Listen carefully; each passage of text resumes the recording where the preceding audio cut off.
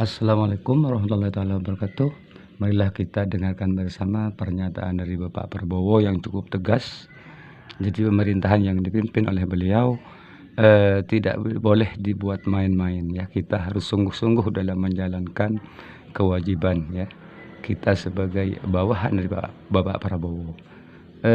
Mari kita dengarkan bersama.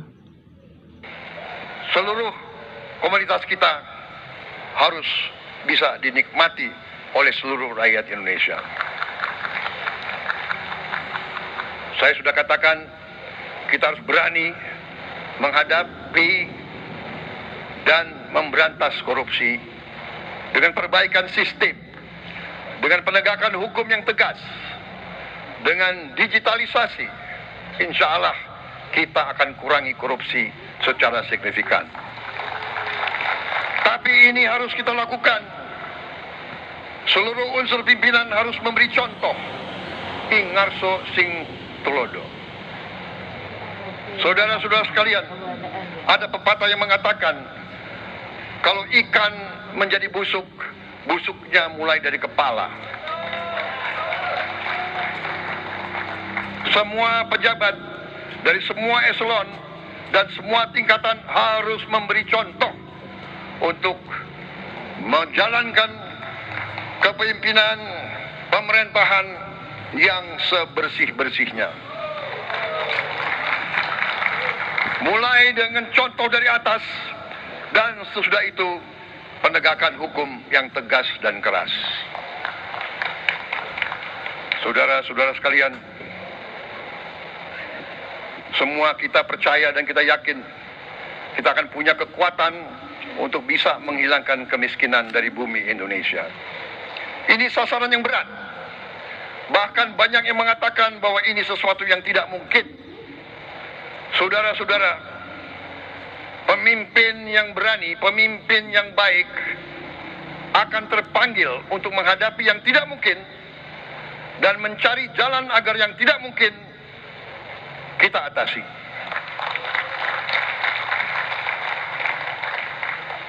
Bangsa yang berani adalah bangsa yang bisa bikin yang tidak mungkin menjadi mungkin.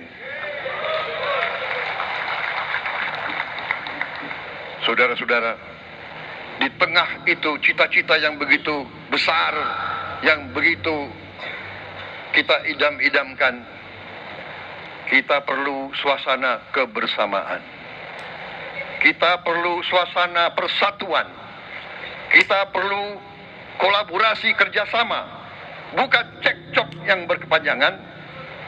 Kita perlu pemimpin-pemimpin yang tidak caci maki, pemimpin-pemimpin yang arif, yang bijaksana, yang mengerti dan cinta budaya dan sejarah bangsa sendiri, yang bangga dengan adab, tradisi, dan adat bangsa kita sendiri. Kita dari sejak dahulu pemikiran, kehendak, dan rancang bangun pendiri-pendiri bangsa kita. Dari sejak awal bangsa ini berdiri, kita ingin menjadi bangsa yang berdemokrasi. Kita menempatkan kedaulatan rakyat setinggi-tingginya. Dalam dasar negara kita Pancasila, kerakyatan merupakan sendi utama dari kelima sila yang kita junjung tinggi. Kerakyatan yang dipimpin oleh hikmat kebijaksanaan dalam permusyawaratan perwakilan. Kita menghendaki kehidupan demokrasi, tapi marilah kita sadar bahwa demokrasi kita harus demokrasi yang khas untuk Indonesia. Demokrasi yang cocok untuk bangsa kita. Demokrasi yang berasal dari sejarah dan budaya kita. Demokrasi kita harus demokrasi yang santun. Demokrasi di mana berbeda pendapat harus tanpa permusuhan.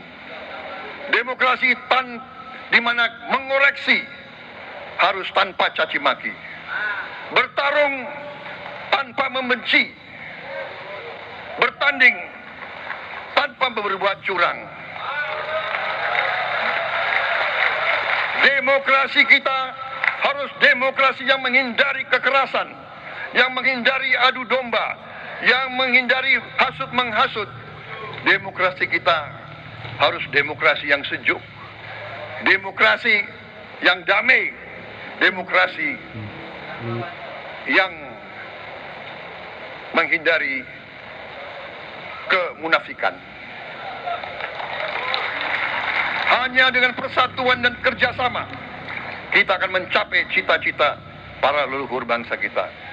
Bangsa yang gemah ripah loh jinawi, atau tentrem kertora harjo. Bangsa yang baldatun, tojibatun, warobun gofur. Bangsa di mana rakyat cukup pangan, cukup sandang, cukup papan. Cita-cita kita adalah melihat wong cilik iso gemuyu. Wong cilik bisa senyum, bisa ketawa. Saudara-saudara sekalian, kita harus ingat bahwa kekuasaan itu adalah milik rakyat. Kedaulatan itu adalah kedaulatan rakyat. Kita berkuasa seizin rakyat. Kita menjalankan kekuasaan harus untuk kepentingan rakyat.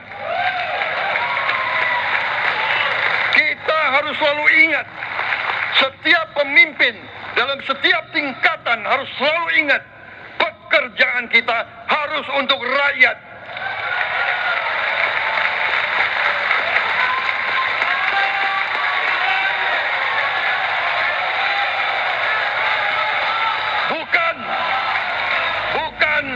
Bukan kita bekerja untuk diri kita sendiri. Bukan kita bekerja untuk kerabat kita. Bukan kita bekerja untuk pemimpin-pemimpin kita. Pemimpin yang harus bekerja untuk rakyat.